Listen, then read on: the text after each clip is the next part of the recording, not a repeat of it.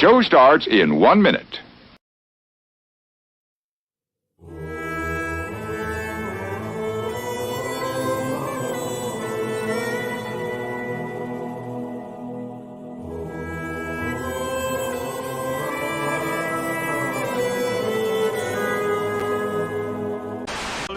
Good evening, folks, and a hearty welcome to our drive-in theater. We have a wonderful evening's entertainment lined up for you, one that will provide several hours of pleasurable relaxation and diversion for you and your family. Like 9 out of 10 film stars, Raquel Welch uses Lux Beauty Soap. Well, no, I like to be a woman and a man to be a man, you know. We hope you'll make this a weekly visit. You love the tasty array of snacks we have to offer. Bring your friends. There are always wonderful new pictures to see. We hope you have a wonderful time.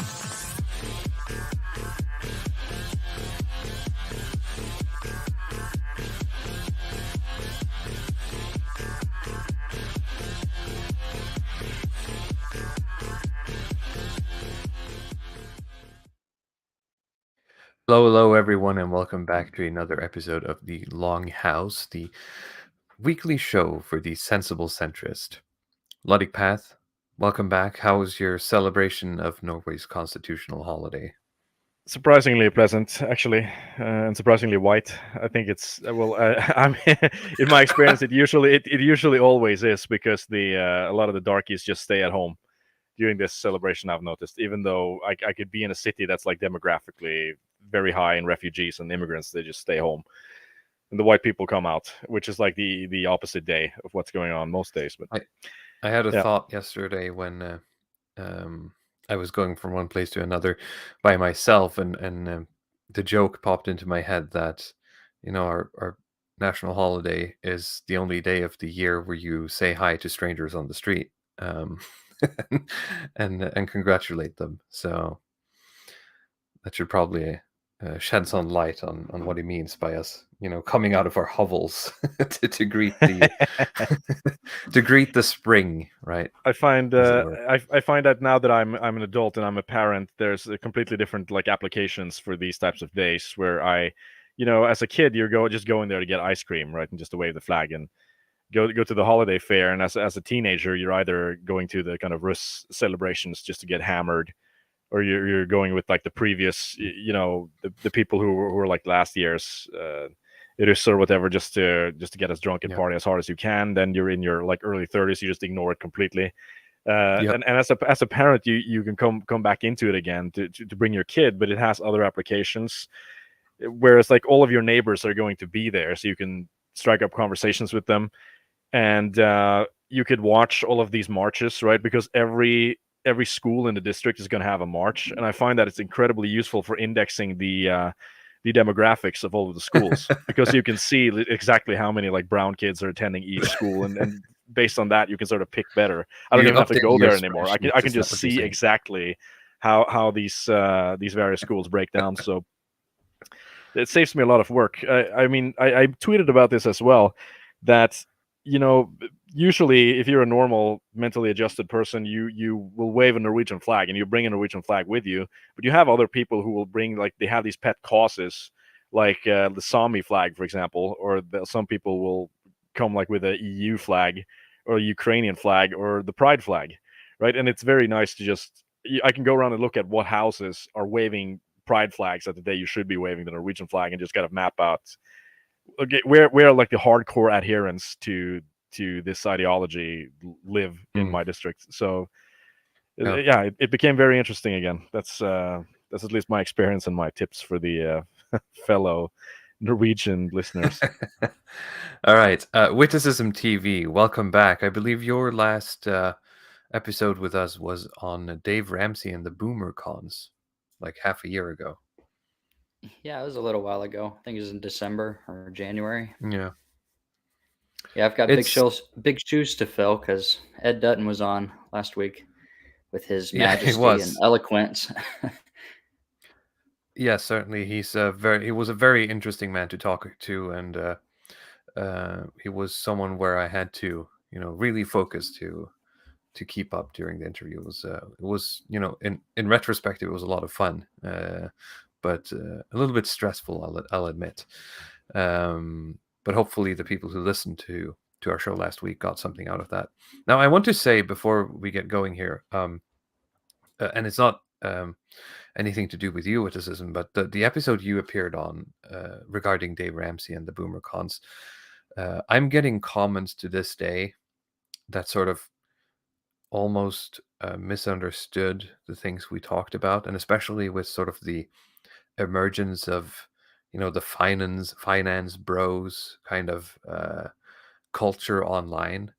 It is the one video I've been sort of contemplating beside the doing it live video, which is the worst video we ever did. But that's the only sort of real Longhouse episode I've contemplated like unlisting, because I don't want to counter signal being sensible. And even though I don't think I did, reading the comments, it seems like people are misunderstanding that our criticisms of Dave Ramsey isn't that, you should take up like millions of dollars of loans and then start drop shipping companies or something. But rather that the prospects for a millennial or a Zoomer are quite different than they were for a Boomer.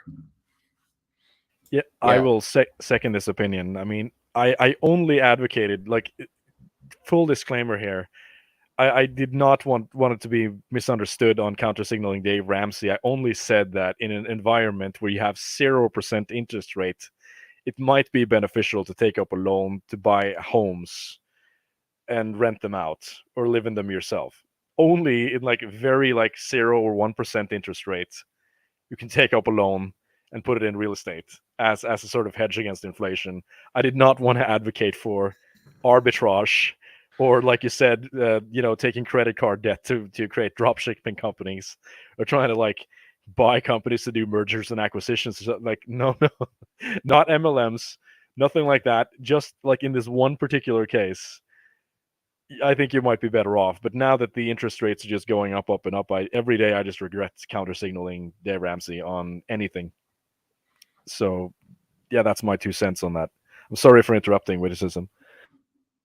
I was just going to say, you've had a similar experience to what I had when I made my Dave Ramsey video, because I got so much hate, and they kind of missed the point. It's like, yeah, he has great advice for some things, but his view of what we were talking about specifically is just wrong. But yeah, I had so much hate on my video, but it did the best. It's the best performing video I've had so far, so I'm not unlisting it. That is understandable, and I'm probably not gonna unlist it, but just to illustrate, that I'm serious about people misunderstanding the point. I have considered unlisting it, but I'm probably not going to do that. Anyway, we're not here to talk about Dave Ramsey. We're here to talk about someone completely different, and not just on a personal level or on a retrospectives case. Ludwig Pat, you wanted to use the Amazing Atheists sort of catalog of videos as a bit of a retrospective and a launching point for discussion, as far as I understand. Yes. I mean, my idea is, usually I was hoping that I could piece together some good investigative journalism, book reviews, something like that. I'm just a little bit too lazy, and I think I might have misread the situation. But I did hear like WitticismTV name drop the Amazing Atheist on multiple points, so I thought that, if he's familiar with him, I'm familiar with him.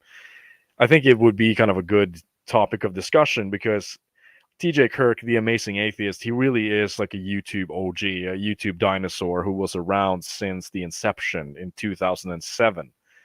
I think that he's been active as a YouTuber for like over half my life, and it's quite something. And, he's been on top, he's been at the bottom, he's been in touch with almost all of the e-celebs and interacted with a lot of these movements that have come and gone throughout time. So to illustrate how old school he is, I think one of his first outings into YouTube was movie reviews in a room plastered with his favorite movies, ragging on like the Phantom Menace, which is sort of the the if you would like write a template starting of a YouTube channel, dunking on Star Wars the Episode 1 is very very prototypical, right? Oh yes, everybody did it. But witticism, tell me about like your introduction to this character. When did you find out about him, and what was your impression? Honestly, I think my first was when that picture of him without his shirt on was going around on Twitter. I had no idea who that was, but he's crazy because you're like, huh, who's this guy? And then you go onto his Twitter and you're like, ugh, who is this guy? And the more you like, I went and looked at his channel and stuff, and yeah, he's just been on YouTube forever. It's almost weird to see him as like a young guy, and then you click on a video now and he's this old, weird, balding, fat, dysgenic weirdo. YouTube really takes a toll on a person. I mean, if you look at, I think the only one who's like gotten out of YouTube looking better than when they went in has to be like Sargon. What do they And, say? like, Many such Linus cases. Tech Tips.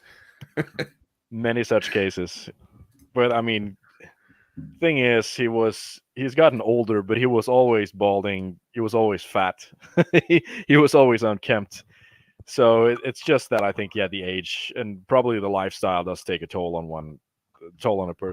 There's only so many bananas you can put up your Yeah, rectum before you start noticing. it doesn't.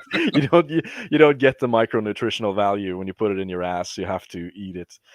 That's the first tip for you young kids out there. Banana goes in the mouth. Yeah. Actually, I'm not a doctor, so I can't verify it. I'm just it's good to err on the side of caution, I find. But Yeah. I mean, so it sounds like witticism, you got into him a little bit later than me, because I like found out about YouTube probably like I mean, I've been watching YouTube stuff since 2007, and mostly I've just been on various accounts, just commenting, looking at stuff, not really producing anything. And I remember like early YouTube because the first video that the Amazing Atheist released is really an interview with one of the daughters of Fred Phelps from Westboro Baptist Church. And like early YouTube was basically this sort of new atheist paradise. It really was like so many of these new atheist people had gotten onto it at the same time, and they could very effectively just bully everybody else. They bullied everybody who was a Christian on the platform. They bullied everybody who didn't have their kind of like left libertarian, like whatever brand of left libertarian views they had. So this was kind of my impression of politics, like being 17 years old, thinking that like these are the dominant ideas. There's no good counters to left libertarianism and like this kind of atheist secular worldview. There's just like nothing good, because the culture was just so hegemonic. Whereas I find now it's taken maybe 15 years, but now it seems like most of the Christians and the fundamentalists have gotten online, and they're the ones who are doing kind of the bullying, like with probably Matt Walsh and a lot of these Daily Wire characters in front. So, well, I don't know. I mean, do you have any thoughts on Westboro Baptist Church witticism? Are you talking about Megan Phelps? That's who he was interviewing? Yes. That sounds correct. She was just on the Sam Harris podcast a while ago talking about a podcast that she recently did where she interviewed J.K. Rowling. So I bet they've had a falling out. I bet they wouldn't even be in the same room today. Amazing Atheist and her.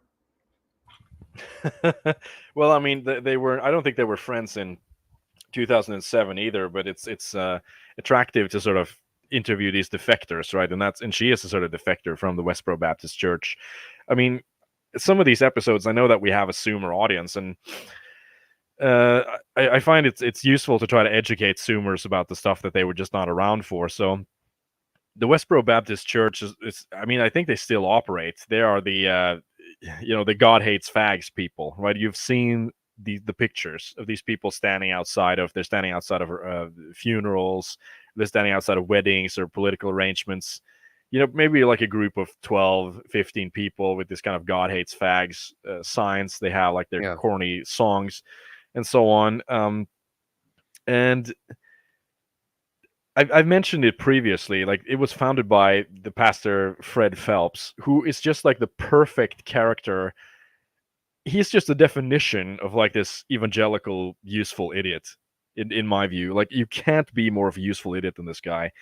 Whereas he is a lawyer, right? So he's not stupid in the conventional sense. He's very verbally eloquent, but it's just that there's just like this kind of, I don't know how to say it in a nice way other than like this kind of red state, autism, where firstly he's helping the progressives, right? Doing anti-segregation lawsuits. He was practicing law, helping end segregation in the South, and doing all of these legal cases to try to stop segregation on, and this is on like because of his Christian background, because of his evangelical convictions. Then when he's done with that and he sees that like all of the work that he's done ending segregation has created the legal precedent for gay marriage, he just turns around and is like, no, I'm just gonna walk outside of the funerals of like gay people who die of AIDS with this kind of God hates fags sign, and just create the perfect boogeyman who is absolutely harmless, but creates a kind of rhetorical bogeyman that the left can always bring out. Like, if you've seen these sort of debates at the time, when they're talking about, like why we need to legalize gay marriage, or the reason that we need to become more progressive, they just bring out footage of Westboro Baptist Church every time, even though it's just like 15 people who are in this family who who barely have enough money to even be doing this, and just keep rolling them out as like this do you want to be like them, right? I mean, is this what you want for America? So it's like a choice, they keep making either a show for the cameras as well. Yes. So I mean, it's either enlightened Obama era progressivism, or it's this. Of course, like this is what the red states represent, or you have to just do the Obama thing. So I mean, at the time, that seemed like of course, I don't support that. That seems completely unreasonable. And everybody who is associated with any opposition to civil rights, gay rights, LGBTQ, anything, they are just completely unreasonable people. It's a super effective rhetorical device. I mean, I don't want to stay too long on them. But after that, there's, there are apologetics people on YouTube, meaning, people who will actually try to argue these Christian points, including creationists, because that was a sort of big thing where you had people putting out videos on YouTube. Like, it was much bigger back then, I think people realized. Guys like Kent Hovind, for example, who would put out videos about how like evolution isn't true and so on, and have like these long video series just like trying to do like debunking of all of the standard kind of points that are taken within scientific consensus. And that's where you had guys like Thunderfoot. Like, he made his name for himself trying to just debunk a bunch of the people who ended up in sort of the atheism plus stuff got their feet wet, dunking on these conservative Christian conservatives, right? Yes, that was like the original YouTube culture, dunking on like, aside from like the mainstream stuff, like there were like these guys like Fred and these guys, high pitched voice, squeaky music stuff for children. But if you're a little bit edgy and you liked debates and ideas and stuff, this is what you were watching. Like, you were watching Thunderfoot and these kind of like leftist, left libertarian people just systematically demolish some of these apologetics people. I mean, looking back at it, some of it is a little bit, better than I thought, and some of it's worse than I thought. I think guys like William Lane Craig, he did a lot better when I look back at it now than when I realized. I mean, I was just less objective then. You just kind of go into this very tribal mindset. Whereas you had some other guys who were just not doing super hot. I mean, Witticism, do you remember anything from this?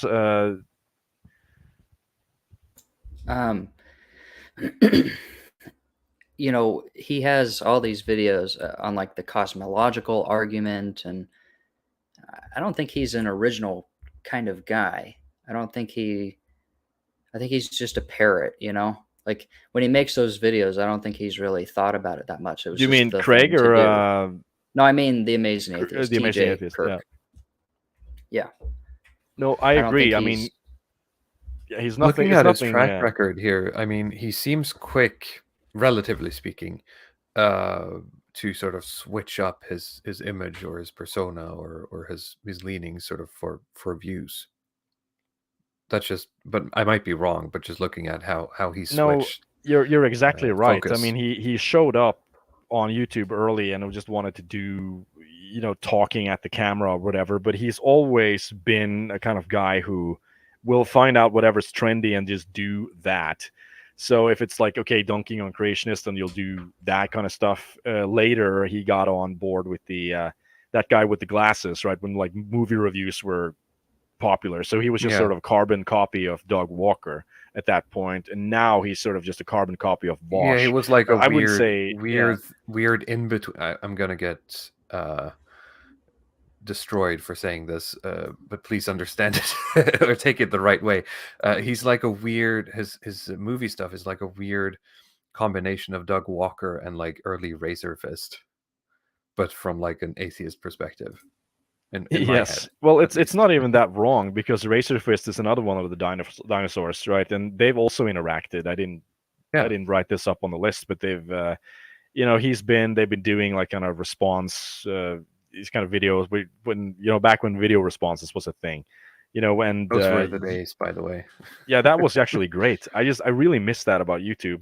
Yeah. When you could actually file something as a video response. You did just make a response and you said it was a response to something else and you linked it in the description. Like YouTube would actually list videos underneath your video that were a response to your video. So you can just kind of click your way through a series of a dialogue, in a sense, that were just based on videos, and you can't do that anymore. I just thought it was a great. I have no idea about like the rationale on YouTube HQ for removing it. I think a lot of people are nostalgic for it. Let's see. I mean, I missed real the thread quick here. Yeah. Before we go on, falling outside the normal moral constraints gifts us $2. Thank you so much. Happy to see Witticism back. His most recent video is thumbs up, thumbs up. That is on. Is it mental illness? Is that correct? Yeah, I went through and I read an article from the Gothamite on how we're supposed to politely handle mentally ill folk on the subway and public transit, which there's no solutions there at all from them. It's just basically be nice, give them a hug, An extra hard hug, and keep hugging. Just yeah, keep hugging until it stops moving.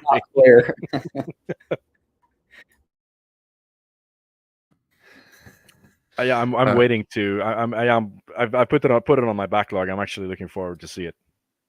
Let's see here in the comments. Here we have Thomas here. He says Ray Comfort versus TJ. Who ate it better? I mean, can we bring that up just for nostalgia? I said we wouldn't bring up that many videos, but I mean, can we get the Ray Comfort video up just for the fun of it? Because I remember this was like, if you were an atheist back then, the kind of default thing was just to try to dunk on this kind of Ray Comfort. And who was the other guy? Like this actor that was a part of this kind of Christian apologetics. Kirk Cameron, yes, perfect. I'm not sure if I can find the specific video you're looking for. I think because YouTube is it's so hard, like looking for old videos on YouTube nowadays. Anything that's like so it's just like YouTube poops now, right? Yeah. I think there's a video that's called The Atheist Nightmare. That's what I'm getting up. I can link it in the private chat. Just a moment. Yeah, thank you. There we go. Oh no, I found it. Here it is. Yeah. Yeah. Yeah, I'll bring it up.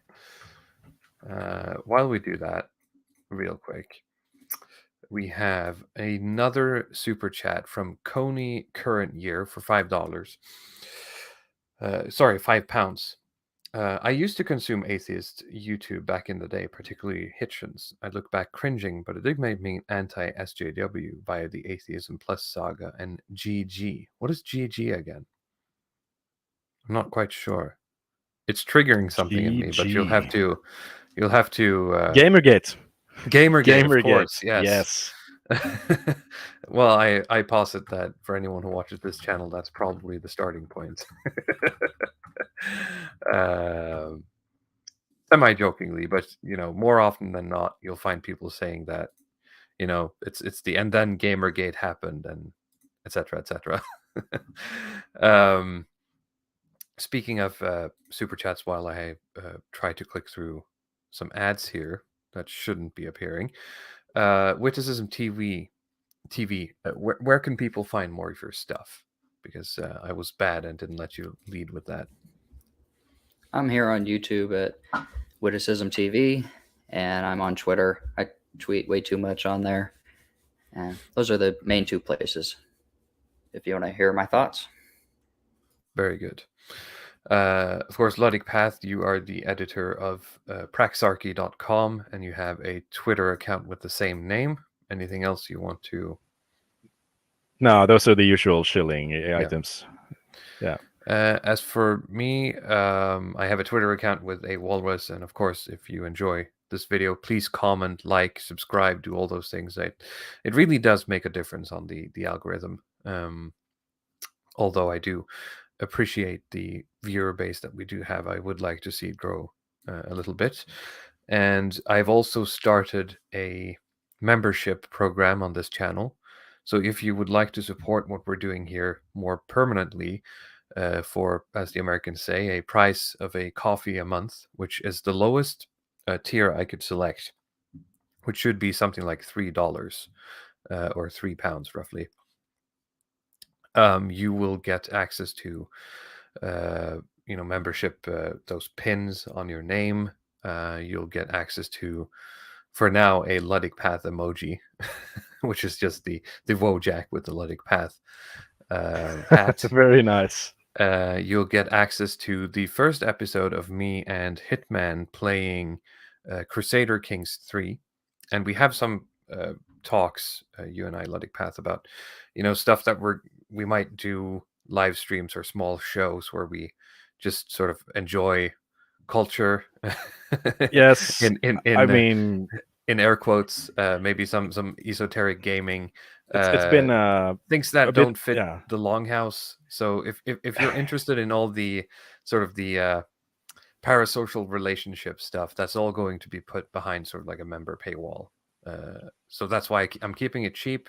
But basically, to outline it for anyone listening, if like 8 to 10 of you guys end up subscribing, you're basically covering the costs of running the Longhouse in terms of just the StreamYard subscription and whatever we've paid in equipment throughout the years we've been doing it. The year, I should say. Yeah, right, sorry, it's not that old yet, but No. I don't. Yeah, I'm not trying to derail completely, but there's been talks now inside of the Praxarchy space of just trying to publish stuff or have spaces to publish things that are just kind of non-political for our spheres. It's just some like wholesome chungus or some esoteric, interesting chungus stuff that just has nothing to do with politics, and I don't have to. We can just try to enjoy some things together and not explain why this is like based Spenglerian, Evolian, whatever. It's okay. We'll just share some things and have some time for that, because I feel like it the political junkie stuff, it gets tiresome in the long run. Yeah. But how's the Atheist Nightmare movie doing? It's ready. I'm going to pull it up. Let's see here. Open tab and then share. Here we go. Hopefully everyone can hear this and play. Is that banana for scale? No. This banana is, let me explain to you. God created the banana. It's the perfect food. You see how this is the wrong video. Over the side of your hand. Oh no, is it? Okay, well yeah, then I'll have to. I think I linked it. This is not the one that I linked. See if you can get that one. Because the one, yeah. The Atheist's Nightmare. Now, if you study a well-made banana, you'll find on the far side there are 3 ridges. On the close side, 2 ridges. If you get your hand ready to grip a banana, you'll find on the far side there are 3 grooves, on the close side 2 grooves. The banana and the hand are perfectly made one for the other. You'll find the maker of the banana, Almighty God, has made it with a non-slip surface. It has outward indicators of inward contents: green, too early; yellow, just right; black, too late. Now, if you go to the top of the banana, you'll find, as with the soda can makers, they placed a tab at the top. So God has placed a tab at the top. When you pull the tab, the contents don't squirt in your face. You'll find the wrapper, which is biodegradable, has perforations. Notice how gracefully it sits over the human hand. Notice it has a point at the top for ease of entry. It's just the right shape for the human mouth. It's chewy, easy to digest, and it's even curved toward the face to make the whole process so much easier. Seriously, Kirk, the whole of creation testifies to the genius of God's creative hand. It absolutely does. Very good. Let me see some bananas in the chat. Yeah. Yeah. This is the... Oh, I fucking hate this guy. I'm I sorry, don't know what that is. It's one of these like Norwegian real estate guys. Oh, okay. I mean, yeah, in the future, I'm actually planning on doing a stream on real estate.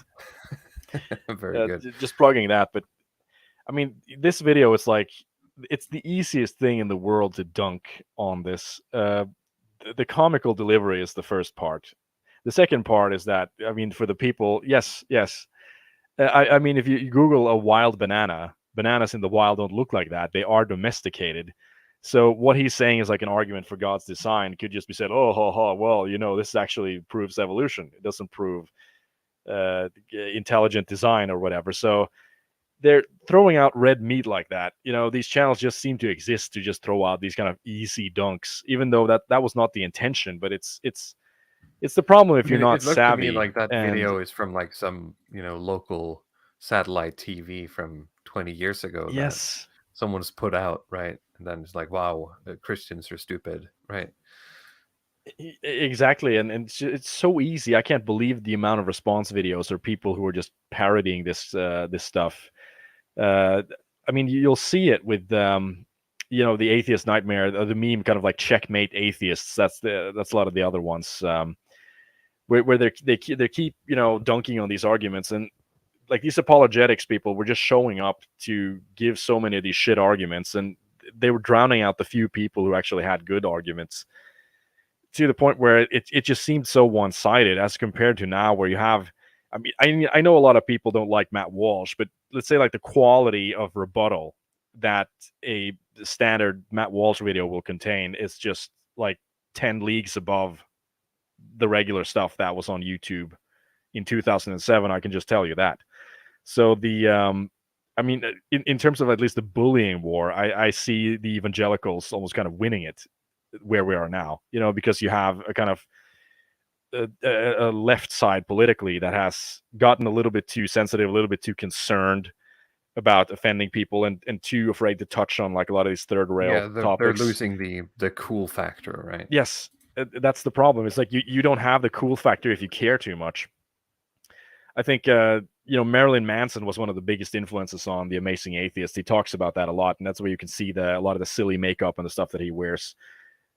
And of course, Manson is someone who's disappeared from public view completely. I think after, you know, 9/11, music that he created, it just wasn't popular anymore. That's just not what you're playing on the radio. It's it was just, you know, it went from that kind of angsty white boy music to the more kind of R&B rap stuff. I remember hating that face, not to dwell too long on it, but it's this kind of attitude, this sort of like, you know, I'm just gonna take my traumas and lay it out there, and I don't care who it hurts, or because this is just me being authentically myself.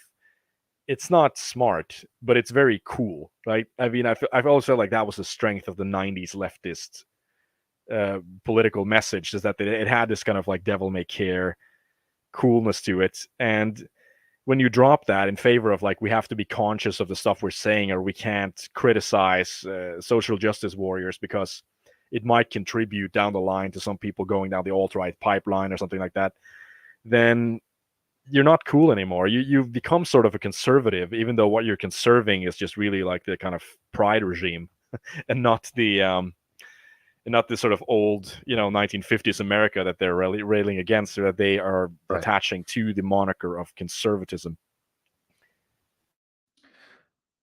Real quick here, we have our first channel member, super chatter extraordinaire, falling outside the normal moral constraints. Welcome.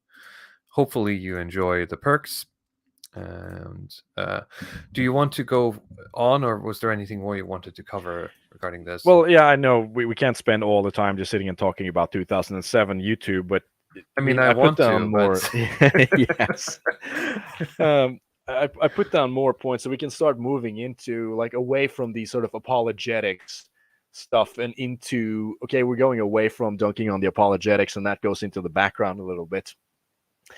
And then he'll start feuding with a lot of conservative YouTubers, right? Because Steven Crowder was one of those people who was also super early on the platform. And I think that, the Amazing Atheist, he was feuding with Steven Crowder, and he was feuding with a guy named Lee Doran, who had a channel called How the World Works. And it's just been completely scrubbed off YouTube. The only trace that you can find of it is it's just like response videos from Thunderfoot. That's the only thing I could find. I mean, do you remember that witticism? Did you have any relationship to that channel at all, or is it just I don't. Just something I remember? Can I add something though about the early YouTube stuff? Shoot.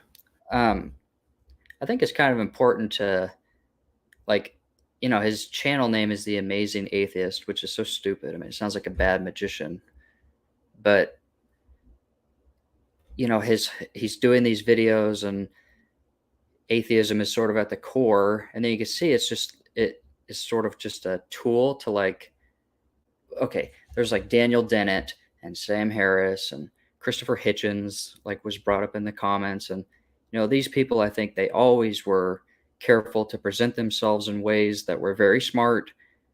They were very well dressed. They were very logical and very reasonable. They'd be in a debate with somebody and they would say, oh, well, you don't want to believe God is real because you just want to sin. And they would always say, oh, no, that's not why I don't believe in God. The evidence isn't there. And whatever can be put forth without evidence can be dismissed without evidence. And they were very careful in how they presented themselves. But it kind of backfired because it created little monsters like TJ Kirk, where atheism is really Movie a tool to covered as well. Yeah, it is just an excuse to cover for their degeneracy.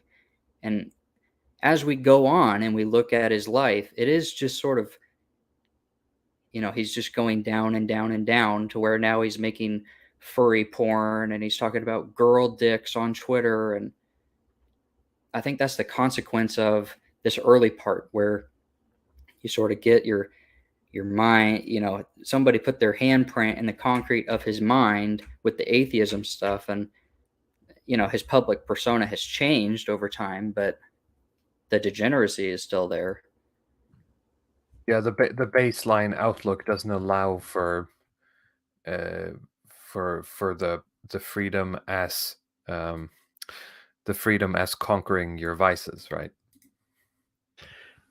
Yes, I think I completely agree with witticism there, because I remember, them showing up in suits and the argument that, well, if you need God to tell you that you need to be moral, you're obviously just an immoral character to begin with, and this kind of like Richard Dawkins spiels that anybody who needs like a celestial dictator or whatever to tell them that they shouldn't kill people, you're obviously something wrong with you. But I mean, in terms of what you're saying there, I don't think at this point that anybody doubts that the left is entirely driven by libertinism and a complete devotion to libertine politics, meaning just pleasure first stuff. It has nothing to do with socialism anymore. That's just kind of a nod to it.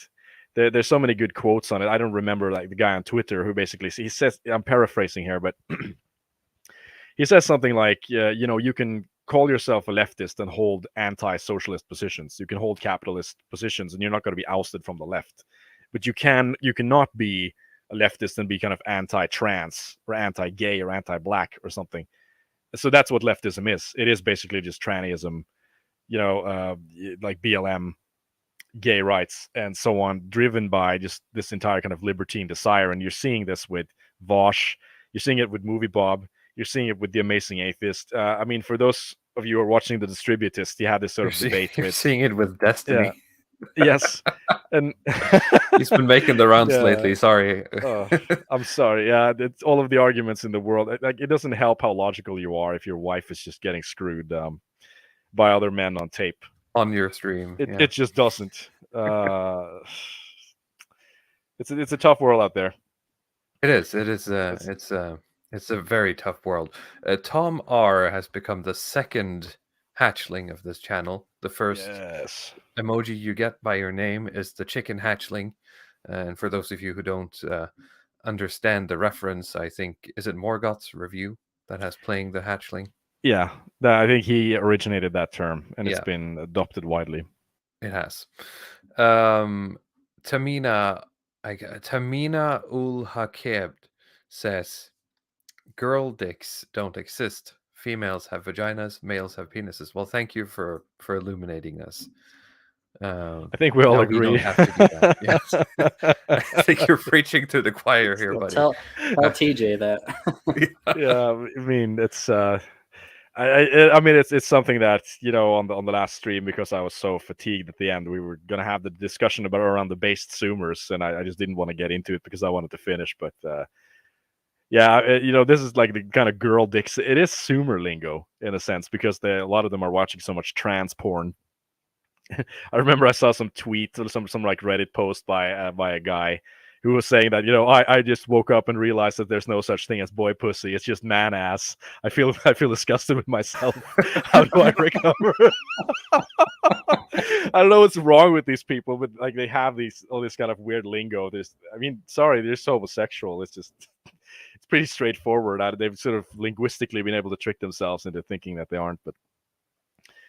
Well, that's the kind of based zoomers. The guy was probably a groiper as well, but we're not going to go into that.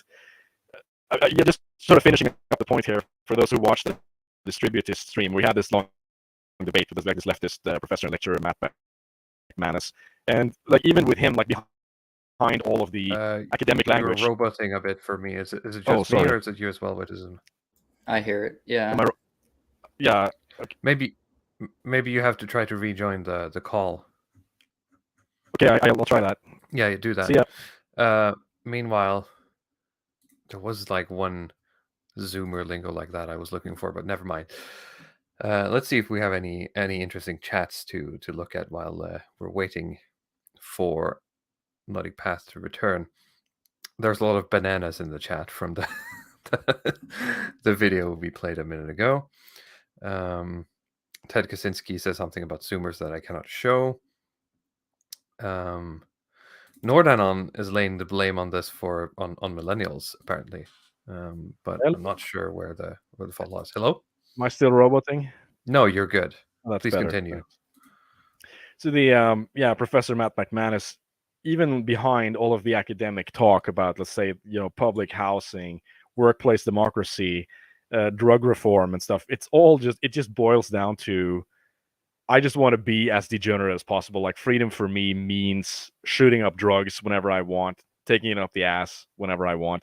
And if you're going to infringe on that, that's just not going to happen. It's completely immoral for you to infringe on my freedom to do these things, regardless of what happens to society at large or anything else. I mean, it should just be crystal clear at this point that this is the thing that's driving the left. It's you know, the socialism and all that other stuff. It's just completely out of the conversation. Well, it's also kind of the nihilism in the Amazing Atheist. That's just kind of like, well, life is just kind of pointless in the end, so why not do all these things? And if you believe that, well, then you are kind of like, well, who are you to take away the one pleasure I get before I just, you know, die, and that's it. Yeah, that's a very good point, actually. It's just a very sad kind of belief to have, especially, I think, you know, this is a thing that people think maybe in their 20s, you know, particularly before you establish yourself as settled down. But I think if you've lived to become 30 and you're not living on the street, then you sort of think that, okay, I've been alive for this long. There is actually some stability in the system, and I'm probably going to live another 30 years. So I have to think a little bit more long term and, you know, think about what exactly affects me and how do I affect society. And that's where you're getting to some of these kind of woke people, where they are very meticulous in trying to defend their libertine attitudes. It's not it's not just like this devil may care, and I just, I'm just going to live fast and die hard, burn the candle at both ends. No, if it was thing. real punk nihilism, I mean, you would at least sort of respect it in a sense. It would be cooler. It would be like Marilyn Manson or Nine Inch Nails or that kind of stuff, but it's not anymore. It's become very tame. It's just like the modern Matrix movies or anything like that. It's completely lost the edge and just become like this this kind of Steven Universe shit. Basically, it's. I think your episode last week on falling birth rates is connected to, the Amazing Atheist in that way. It's just the kind of culture he promotes and who he is, and the more people that are like him just is going to naturally lead to a falling birth rate, just because, I mean, you believe in things like boy pussy and girl dick. It's just the fact that you believe those things is negative. Yeah. I mean, guys like him are just not going to have kids. They just aren't. I mean, I mean, it's just not in the cards for them. And I mean, in a sense, if they have this kind of lifestyle, I'm just not sure if they even should, to be honest. There are, of course, other factors as well. Then, we talk about it a lot. What are the actual driving factors? I ran a poll on Twitter asking, if people thought it was real estate values. I think, watching the Distributist, he believes it's basically the completely destroyed, like, sexual culture combined with the impossibility of getting a home. Of course, there are a lot of other perspectives, whether this is just some kind of cyclical thing, or like Dutton says, it's some it's some dysgenic phenomenon. But yeah, I want to. It's very kind of in your face obvious to just look at people like the Amazing Atheists and the beliefs they promote and just say that like this is like the main driver of anti-natalism. But I'm not entirely convinced after looking at some of the data on it. It's one of those like chicken and egg things. Honestly, I think it's hard to pinpoint one single thing when you're trying to describe a key figure in a potential societal collapse, right? I mean, when you're standing among the ruins, do you really care if it was the video games or the Tinder?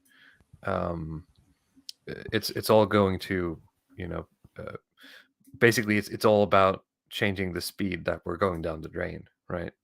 To be really blackpilling. Yes, but even that can be helpful, right? Just trying to minimize. It sounds like this kind of conservative viewpoint, but I've taken more to it. I agree. Okay, maybe you're going to crash anyway, but I mean, are you going to crash in 40 miles per hour, 80 miles per hour, or you're going to have an airbag or not, right? It actually matters. Yeah, that's fair. Yeah. So, let's see. I mean, moving on then from the apologetics, and he's going after the conservatives and Steven So Crowder, where the chat is full. Hang on. What is this? The most millennial sentence ever. And I don't know. Can I show this? It's been 48 minutes. I've demonetized the video. I'm going to try to show this. So Tomar says, he's quoting, "So I was sucking my girlfriend's cock and it reminded me of an IPA I had the other day." That's pretty good. Sorry, Crowder. Yes, I mean, because he was feuding with Steven Crowder as well, and a lot of this started with, Steven Crowder was doing the same stuff that he's doing now. A lot of this kind of cheeky stunt stuff to get attention, bring attention to himself.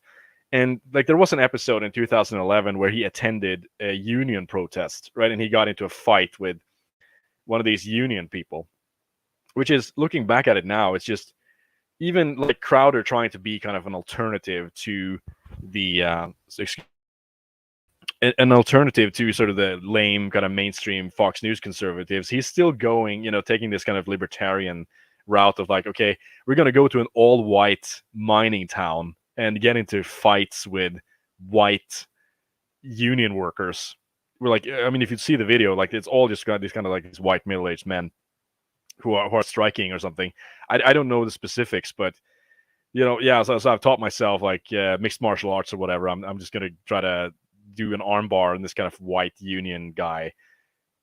I mean, he was made fun of for it, by the left, but I think if he did it today, it would have been the right as well. I don't even think he would have tried to do that today. Yeah. It really signifies a kind of shift in attitudes, actually, because I don't think that anybody would view this as positive. Like maybe the left would see it as, Vosh would think that's like, yeah, they're fighting like these kind of white racist unionized guys. Yeah. Yeah, The Trump voters, right? Yes, it's the Trump voters. That's exactly what it is, because those are the people who got Trump in, and Crowder was like getting into fistfights with them in 2011. Let's see. After that, there's been counter jihad was a thing that he was doing. He has a video called Draw Muhammad Day on his channel. I think it was along the wave of there were a lot of terror attacks around this time. You sure this wasn't when was the Charlie Hebdo? Yeah, it's pretty close to. I think it's very as a sort of reaction to Charlie Hebdo, and South Park as well had the. That's 2015. Maybe it was like this Danish cartoonist who drew Muhammad and got like a fatwa on him. Yes, I think that was the guy who had to just go into hiding.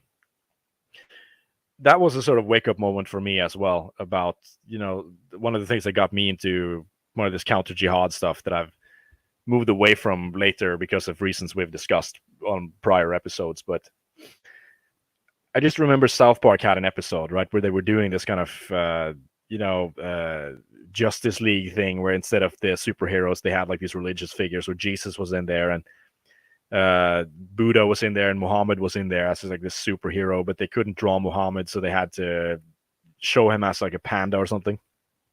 Does anybody remember this? I remember it was a while vaguely ago. Yeah, but I don't remember enough to like comment on it. Anyway, it was a thing that happened. That's all I can remember. Well, I mean, that's what was on the agenda, I think, if you were a content creator. Everybody now who were in this kind of atheist sphere who had sort of moved on, where it sort of splintered off to the more, politically correct atheism plus socially conscious group, and let's just say the more libertarian-oriented anti-SJW group. And if you're anti-SJW, you were also counter-jihad. And if you were in the atheism plus crowd, then you were, more feminist. Towards the tolerance part, right? It's still kind of like, I mean, people bring up this sort of this point about, well, how can you support Islam and feminism at the same time? And even to this point, I still don't understand it. I've still not gotten a good official explanation from any of the people who did that at the time.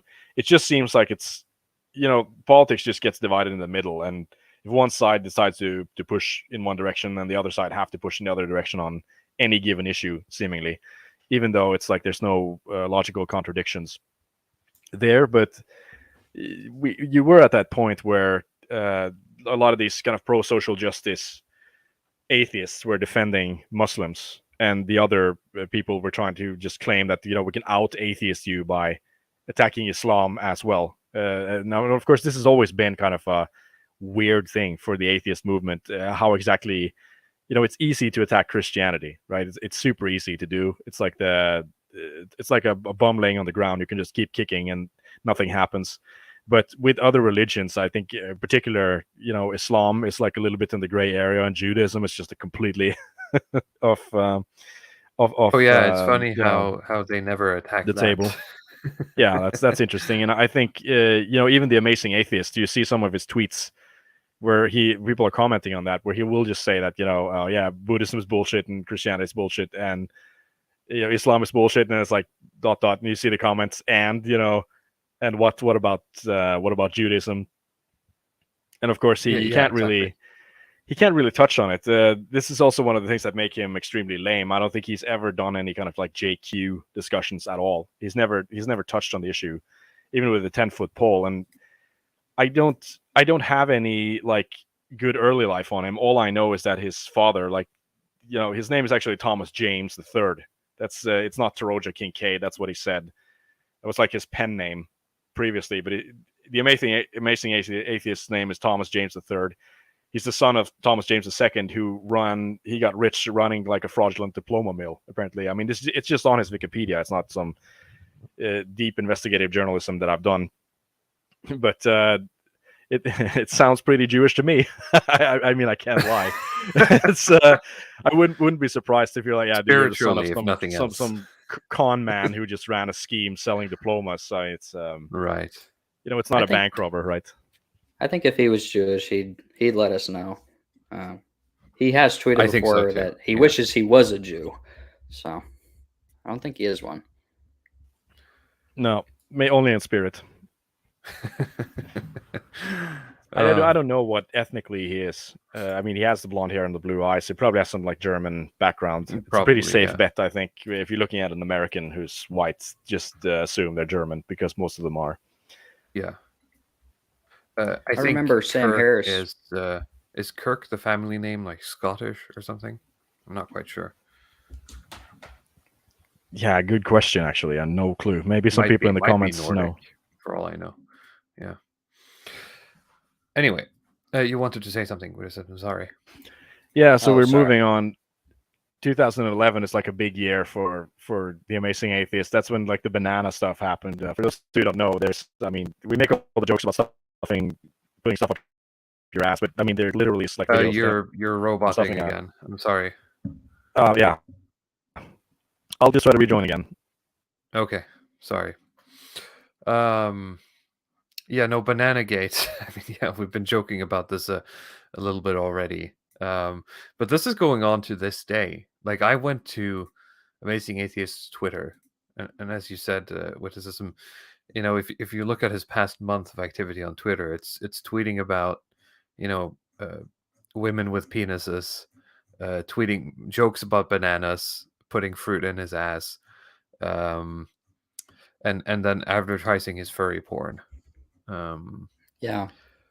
Well, also, if you criticize any of this, this just means that you want to do all of that stuff. You want to. Oh yeah, he's very big on like, Yeah. if you don't enjoy that I'm posting about this or saying that I it's want like to projection. do this. It's their Yeah, favorite. it's projection.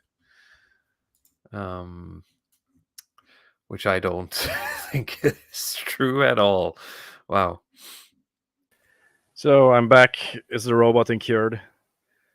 The roboting is cured. Sound good to me. Go ahead.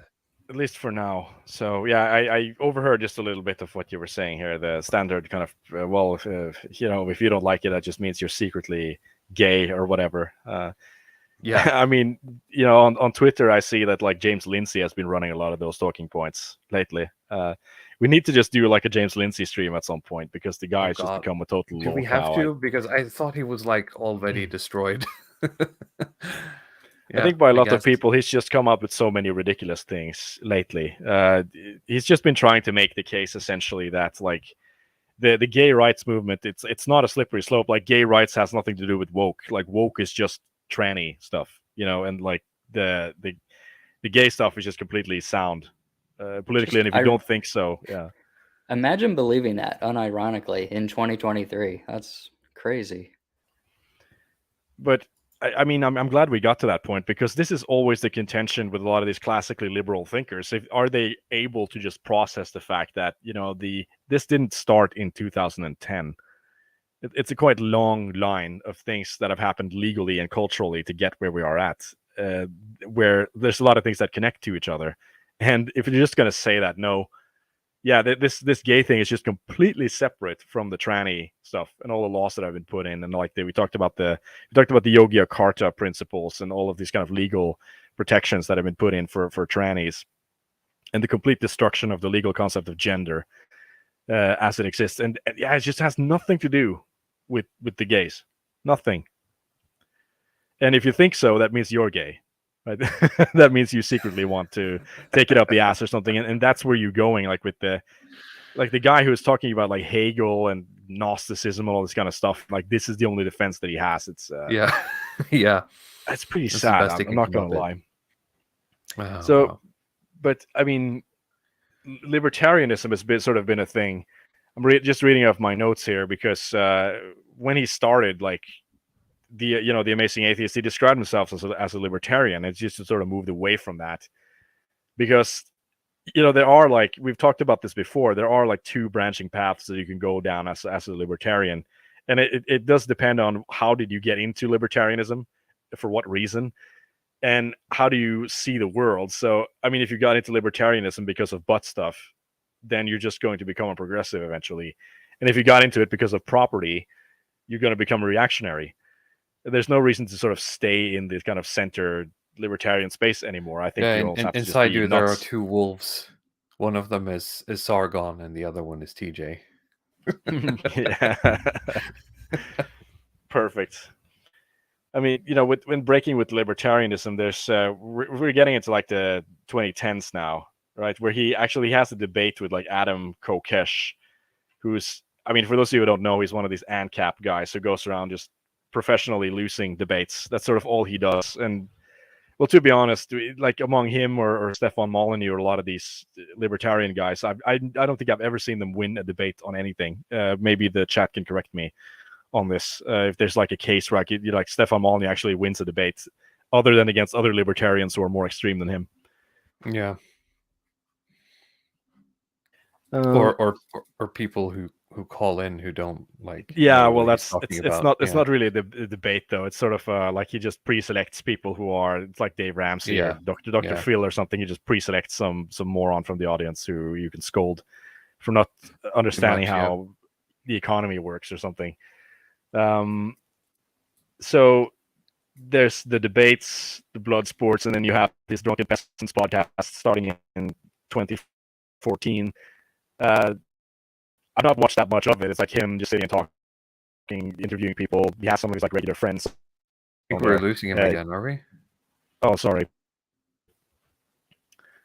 Am I still roboting? Yes. Yeah, you are. I'm sorry. Oh, boy. I think you'll have to rejoin. Okay, we're gonna have to try in the chat. We might have to just end early if this becomes a problem. Yeah, try again. Soup in the chat, a long-time viewer of the channel, says, "Damn, I was too late." Well, I mean, you can always scroll back after the stream is done. And if you're just joining, let me remind you all of our new membership program here on the channel. Down below the video is a join button. For a price of coffee a month, you can enjoy supporting this channel, get access to various emojis on your name, and specifically emojis to put in the chat. So far, the only emoji you get access to is the Luddic Path Vojak, but you'll probably get some more later. Of course, anything that we put out that is more sort of just kicking back, enjoying maybe some games or talking about movies or things like that will be placed as members videos, which means that you will get access to those as well. All right. So, yes, Tom R is posting the Luddic Path emoji. Very good. Ted Krasinski says, "Inside of you are 2 wolves. One is gay. The other one is also gay. You're now breathing manually." Thank you very much. Very millennial. Very millennial. Yeah. You're dating yourself, Ted. No, it's great. I think that in danger of roboting too much, sometimes my connection is just a little bit bad. So I think maybe just trying to explain like the end of, how exactly does the Amazing Atheist get to this point? Because I've tried to watch some of his newer videos to reorient myself to where you go from this kind of more, try to Marilyn Manson, Charles Bukowski, author guy to being more of this kind of socially conscious, woke type. And it really sort of starts with him having, I think, Milo Yiannopoulos on his podcast, because that was the thing where he gets Milo Yiannopoulos to sort of admit to having had relations with older men as having been underaged. And that, again, caused, some cancellations. Because, I mean, I remember that, Milo was trying to book campuses and so on. This caused like these huge riots in 2016. And then later he was on the Joe Rogan podcast. This was in 2017. After that, I mean, and this is sort of after Trump has been in office for 2 years, right? So he did not turn like TDS like a lot of these other people do. He just, had Trump in office for 2 years and then had like a sort of change of heart where he realized that he was more influential than he was and started to basically quit doing anti-SJW or any of this sort of anti-woke content, because he realized that, okay, that's going to lead people down this sort of alt-right pipeline or something. And so now it's really more of this kind of like Vosh copycat content that has maybe like 1/10 to 1/20th of the views that he used to have. So, I mean, if you're seeing the older videos, he'll get up to like hundreds of thousands of views. Some of them are in the millions. But the current videos that he's doing, where he's doing this sort of like ContraPoints, Vosh type lighting, they are in like the tens of thousands. And it really does feel kind of derivative to everything else he does. So I don't know what exactly the future is for him. I think he has enough subscribers to keep him afloat. But yeah, he seems to be doing mostly mostly sort of like news reaction these days, right? And like doing hot takes. But as you said, he has the subscriber base to basically just live off of that.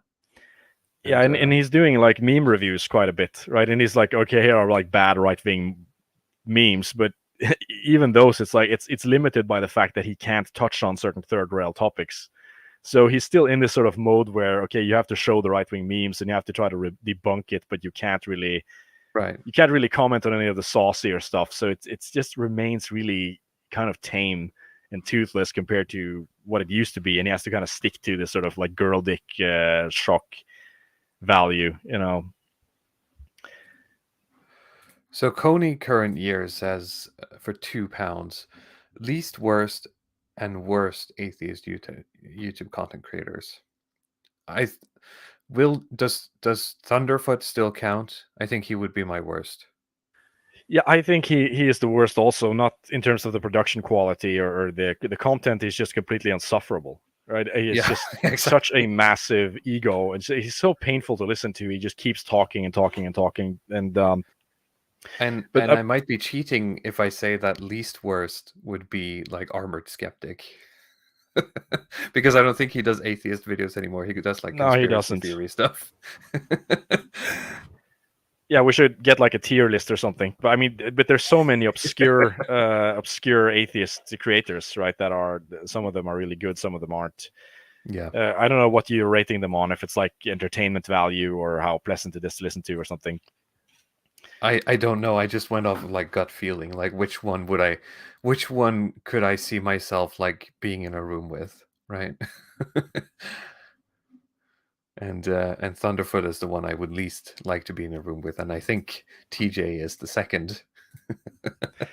Well, to be honest, I mean, as much as I've just said here, I watched his old videos and I remember why I enjoyed it in the first place, because he is a good orator and he's a good kind of reader and writer, at least within his own type of stream of consciousness space. And he is the type of guy where you can just sort of, it sounds like someone you can hang out with and just listen to him make funny voices or commentary or something. I mean, the woke stuff makes it a little bit harder, but at least that was sort of, I try to remember the reason why I liked his content in the first place, right? And it's clearly sort of a guy that's a little bit easier, and not all of his content is about atheism either, right? You're seeing that's with his videos, it's maybe like a fourth in the beginning of his videos are about atheism, and now it's like almost nothing. It's just occasionally he'll try to do some dunking, but there's very little, of this kind of targeted atheist content, like where he's trying to do like philosophical reviews or that's what I'm saying. Through, like, does any of the big atheists like even count as atheists anymore? Because TJ doesn't do atheism stuff. Thunderfoot more or less focuses on like trying to smack talk Elon Musk and talks about science, like specific science videos. Armored Skeptic is doing conspiracy videos, right? Like, I think Rationality who's still doing atheist videos? Rationality Rules, I think, is one of the guys. And what's his name? Matt something. Oh yeah, the guy that Jordan Peterson had a debate with. Let's see, it's Matt Dillahunty. Yep, I think that's him. Yeah, Matt Dillahunty and Aaron Raw. Maybe I think those guys are like still into just hardcore doing anti-apologetics and stuff like that. Yeah, maybe Genetically Modified Skeptic. He's still doing stuff. Probably, yeah. Okay, is there so I don't know, should we go more into his timeline here? Yeah, maybe we can just like share his Twitter timeline or something. We can just look at some because look at some of the you're stuff that he's saying that putting in out. 2018 was when he basically did his big. That's the Now redemption arc, right? The bread Yeah. to redemption arc. But recently he sort of got into the public. He reached my Twitter feed again, or for the first time, I guess, because he got retweeted by like J.K. Rowling. Or I think she screenshotted him because he tweeted on April 23rd. Let me bring up my Twitter page here. Let's see here. Present and share. So he tweets pregnant men girl dicks over and over and over. And this gets, oops, now it put me back on my feed, which is not what I wanted. Yeah, this is why you get the blue check marks. So you could write pregnant girl dicks A million times. 5 times as many times as a regular Twitter user. J.K. Rowling screenshotted this and say what you want, what you like about gender identity ideology. You can't deny it's attracted some of the world's greatest thinkers, which he now wears as a badge of honor, I assume. Pregnant men exist, get triggered. I'm going to start taking estrogen and testosterone and see which one wins. Obviously, a bit of humor. I cannot show this. I know what this is because I investigated his timeline earlier. You don't want to see it. But he says, hey, transphobes, it's okay that you want to suck girl dick. The only people judging you are other transphobes who also secretly want to suck girl dick. If you all stop being bigots at the same time, you could all goon to girl dick as one. It's okay. So this is the height of political commentary from I think that like this is it's kind of at the core of this kind of libertine left philosophy, even though it sounds stupid. It's like at the core, everybody is just an individual who's sensitive and who has needs and just want to express themselves. And if you can just release people from like the norms of society, like whether that would be through subversion and deconstruction, or if you use LSD or whatever, then you can just, everybody's just going to be like this super unique individual and be happy. And I mean, like when I'm listening to his videos and he's talking about his political views, it's very Timothy Leary, like, it's very much like this kind of we're just going to melt down all categories. So we're going to melt nations, identities, gender, religion, whatever, and everybody's just going to be this one completely big LSD blob.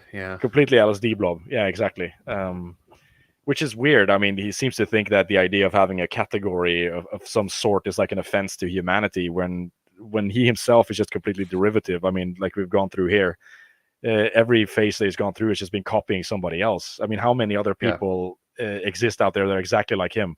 The fat white guys, dysgenic who basically have created a political identity around just defending their kind of degenerate lifestyles. Say like Movie Bob, for example, who's a guy that we've talked about. Movie Bob, yeah. He's very much like a Movie Bob. The only thing separating them is that this guy is like 2 degrees more self-aware than Movie Bob is.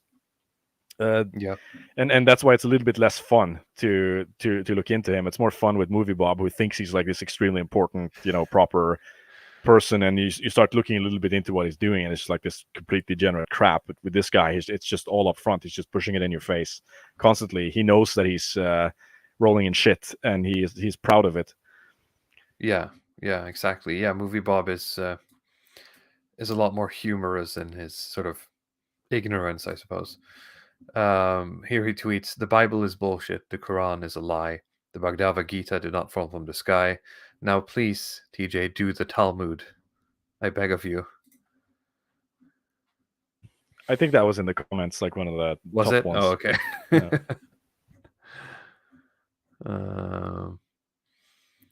Those are memes. I think all Bibles should contain a disclaimer identifying the contents as mythology. Churches should be heavily taxed, and that tax money should be used to fund science education and critical thinking education for young people and adults. That is such a 2011 tweet. Everything in his politics is just like back to 2008 stuff. Yeah, right. But it's just like this whole. It makes it look like it's about something else than just pleasure principle. Right? Like there's actually something about taxes in there, and the rich should pay more or whatever. Like it actually matters. I mean, when it comes to the implementation of it, the pleasure comes first, always. So here's his replying to, what did you shove in your ass again? Well, I'm not sure if he's being serious here. That's the problem. Well, let's see. Foods, a banana, some hot dogs, some frozen strawberries. I have attempted tomatoes, too soft.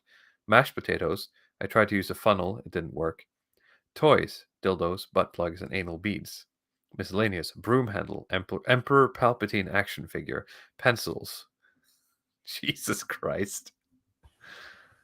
Well, that's why it's not he's like funny, the right? Christian- I mean, even if this is like shit posting, like I don't know. There's too much confusion in the branding here for me to like excuse him as just like shit posting on Twitter, right? He's like the Chris Chan of the atheism world.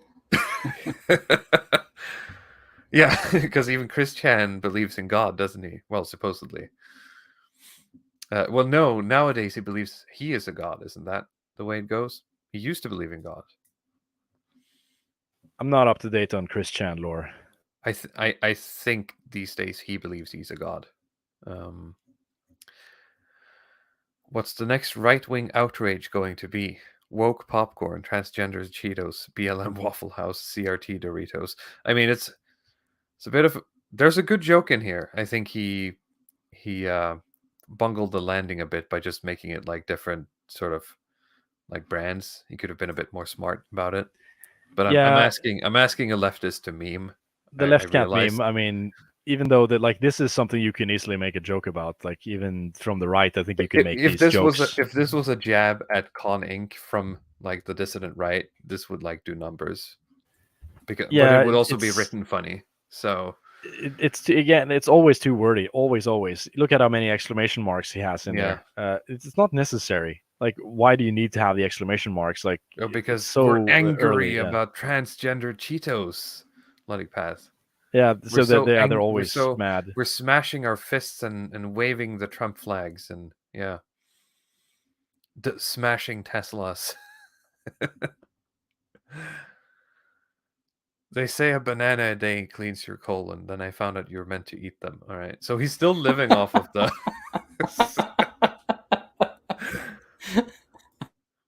That's a matter of opinion.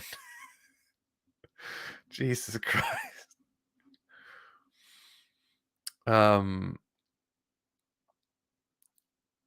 Okay. What is this?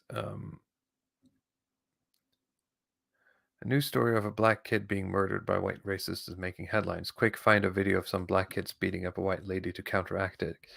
Man, the sad state of discourse on this platform. Well, to be fair, discourse on Twitter is pretty bad. But I don't like. Why would you want to use Twitter for that? I'm not sure. It's great for infighting. It's not very good for fighting with leftists or for leftists to fight with right wingers. Sure, it's not. I will say his page and his channel seems to kind of just be an outlet for like trans propaganda and just fear mongering to them. Like in their mind, they're always the right just 2 seconds away from. Yeah. He talks about that a lot. Yeah, you shared this video on Twitter from him actually, where he was just reiterating some stuff that I've seen on Facebook for many years. This kind of idea that like this is the trans genocide.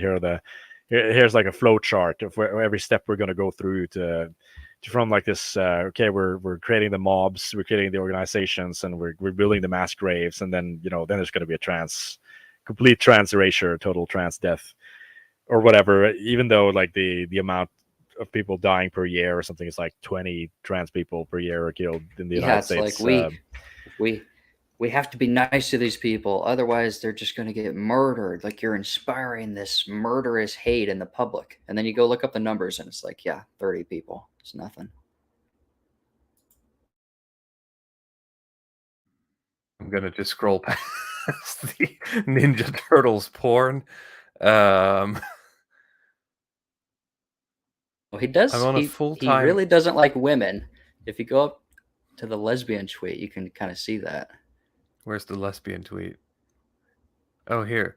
Lesbos make each other come, so your little dick ain't no excuse not to please a bitch.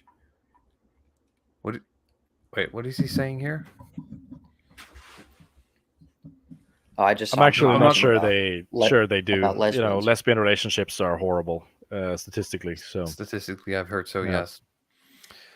I'm on a full-time 8-16 intermittent fasting regimen to see if I can shed all the weight I put on this winter. I'm trying to build myself up to a more aggressive alternate day fasting regimen, but 8-16 seems like a good start. Well, good luck to you, TJ. I hope it works out. The state does not have authority to regulate your gender. But they apparently have the duty to. But they apparently have if it's the other way around. Well, I mean, you know, all of this stuff that is like these kind of trans hot button issues. It's about having the state implement services for trans people. Exactly. Like, I mean, yeah. You know, what's typically known is like the medical services that they want gender affirming surgery or like hormones or something. But it's also I can't have this guy's. I can't have this guy's Twitter open on my stream. Well, you're not. I don't you're know not what at work. I'm gonna see. Not safe for work. He's so vulgar. It's so vulgar. Just compare this to like, would Christopher Hitchens' Twitter be like this? I don't think so. A little bit better, but Hitchens was a little bit on the vulgar side as well. I think it's very hard to tell these days. Like posting porn on his Twitter. So here's the furry stuff again. Star Wars dancing. Okay. I see this comic going around, the Blob thing, but he's like being punched in the face.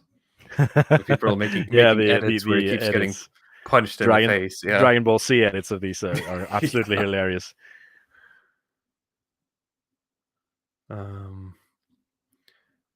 Good plan. Dylan Mulvaney becomes official sponsor of Oxygen. Right-wingers hold their breath until they die. That's actually kind of funny. Not bad. But It's from the other way around. Even a blind squirrel finds a nut. Yeah. Where he's posting about what's this? Okay, where did the ability to create this go? Culture critic. No, nowhere. People can still do this. Do you think this level of skill was ever common? It wasn't. We have AI and satellites and hundreds of pieces of technology far more intricate and impressive than this now. Well, that depends on. This is the thing about like the worshipping of technology, and I'm not saying that inventing the microchip or inventing, the concept of circuit boards and stuff like that aren't, impressive, and that creating the circuit boards doesn't require skill, but creating electrical components these days it's mass production, right? It's quantitative labor, and the gains we're getting are, just higher increased quantities, in terms of just, you just put more CPUs together to get more computing power, pretty much, right? You make the CPU circuit smaller, so you can fit more microchips on it, so you can go faster. It's just sort of, it's not the metaphysical quality, right? It's not art, and even that's become like an AI thing. Like they're using AI to try to optimize the circuit boards now, in ways that just make them sort of incomprehensible. Well, he says people can still do this, but can they still do this? I mean, there are people in the world who still do work like this.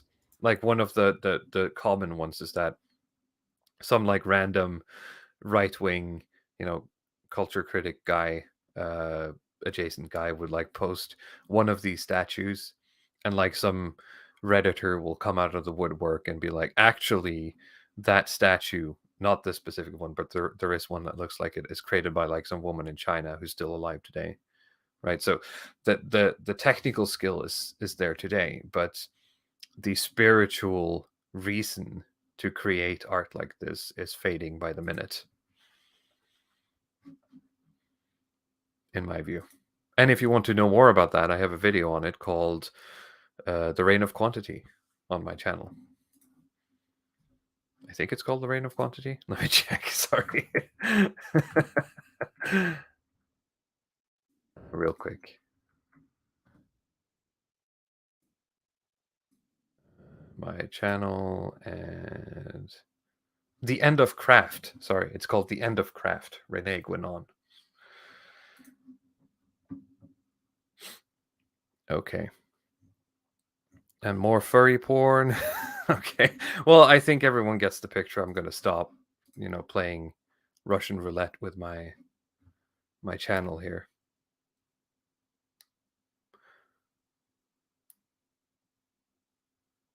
Did I lose you guys?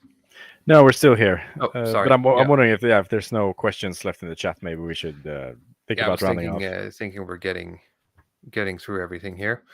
I did get a question from Choose to Lose a while ago, directed at Witticism, which says, "Why don't you do any more lives?" That's just not my thing. I'm just not a very well-spoken guy. I'm no Ed Dutton. I got to have that script. Well, I think Ed Dutton has had, a couple of years of lecturing experience. But yeah, I mean, it's fair. We all have our strengths and our weaknesses, and recognizing them is of course important. Okay. Let's see here. Yes, I said Nordhuger is Warhammer posting about me talking about AI and circuit boards. Have you seen the guy that draws those? I'm not sure what that is in relation to. It's the Blob comics. I have a tweet about this actually. I mean, that guy looks exactly like you'd think. Or there's sort of like two images that pops into your head when you see those comics about if there's a guy drawing them. It's either like the comic book guy from The Simpsons, some sort of movie Bob looking guy with a ponytail and a receding hairline, or it's some kind of like Woody Allen neurotic J type effeminate guy, and that's who he is. Like that's the guy who draws them with some kind of Asian non-binary thing. Yeah. Actually, yes. We're going to round off here. It was fun looking at this. It's maybe it's not something new.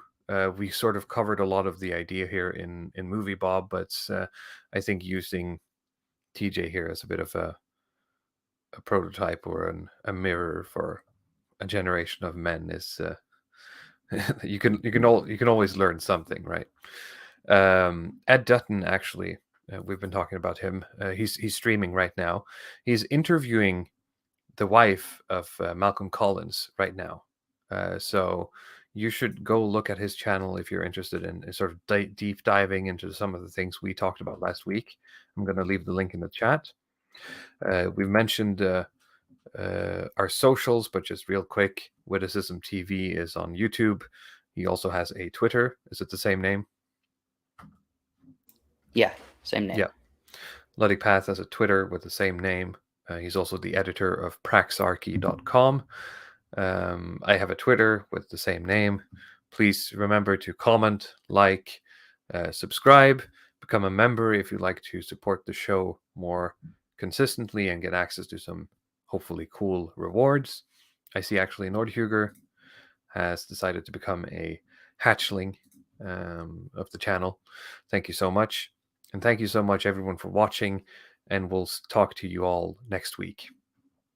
Bye-bye.